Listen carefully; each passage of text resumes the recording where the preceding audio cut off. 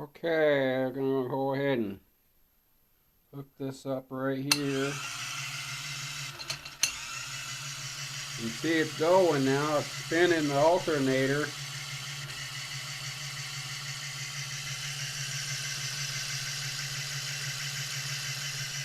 I'm going to hook up the battery charger to it to give it a full faster charge.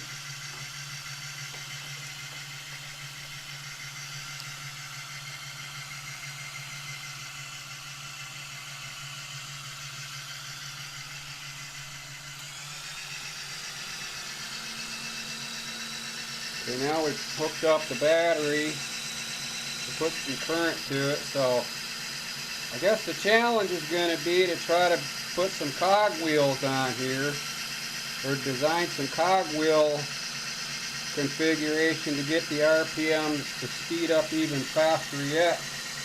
So I tested this, it's not having very much output